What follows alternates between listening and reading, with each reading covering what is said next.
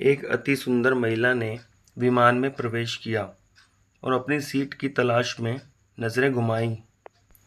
उसने देखा कि उसकी सीट एक ऐसे व्यक्ति के बगल में है जिसके दोनों ही हाथ नहीं हैं।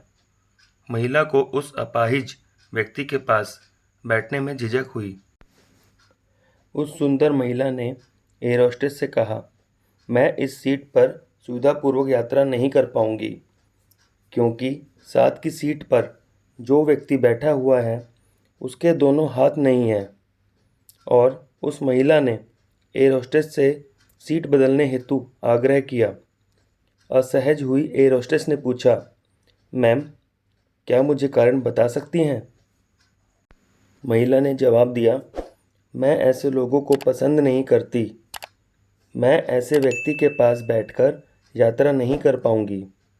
दिखने में पढ़ी लिखी और विनम्र प्रतीत होने वाली महिला की यह बात सुनकर एयर होस्टेस अचंभित हो गई।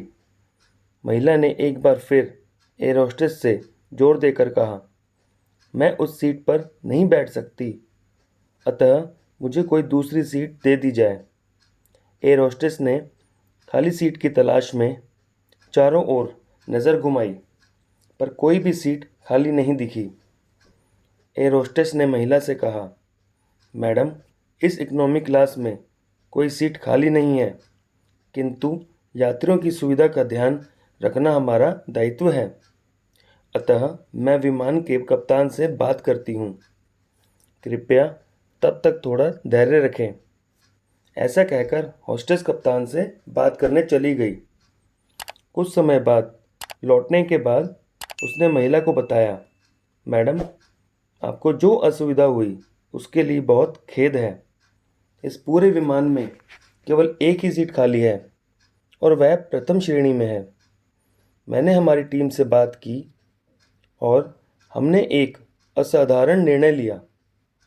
एक यात्री को इकोनॉमी क्लास से प्रथम श्रेणी में भेजने का कार्य हमारी कंपनी के इतिहास में पहली बार हो रहा है।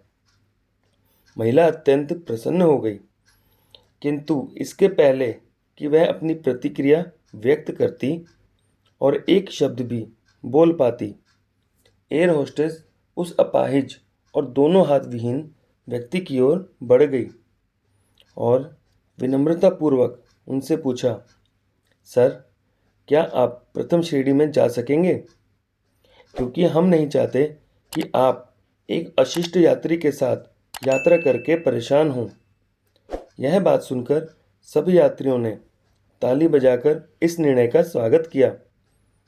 वह अति सुंदर दिखने वाली महिला तो अब शर्म से नजरें ही नहीं उठा पा रही थी। तब उस अपाहिज व्यक्ति ने खड़े होकर कहा, मैं एक भूतपूर्व सैनिक हूँ और मैंने एक ऑपरेशन के दौरान कश्मीर सीमा पर हुए बम विस्फोट में अपने दोनों हाथ खोए थे। सबसे पहले जब मैंने इन देवी जी की चर्चा सुनी, तब मैं सोच रहा था कि मैंने भी किन लोगों की सुरक्षा के लिए अपनी जान जोखिम में डाली और अपने हाथ खोए। लेकिन जब आप सभी की प्रतिक्रिया देखी, तो अब अपने आप पर गर्व हो रहा है कि मैंने अपने देश और देशवासियों के लिए अपने हाथ खोए। और इतना कहकर वह प्रथम श्रेणी में चले गए। महिला पूरी तरह से अपमानित होकर सर झुकाए सीट पर बैठ गई। दोस्तों, अगर विचारों में उदारता नहीं है तो ऐसी सुंदरता का कोई मूल्य नहीं है। मेरे पास ये कहानी आई थी, मैंने इसे पढ़ा तो हृदय को छू गई, इसलिए पोस्ट कर रहा हूँ। उम्मीद करता हूँ कि आप लोगों को भी बहुत पसंद आएगी। धन्यवाद।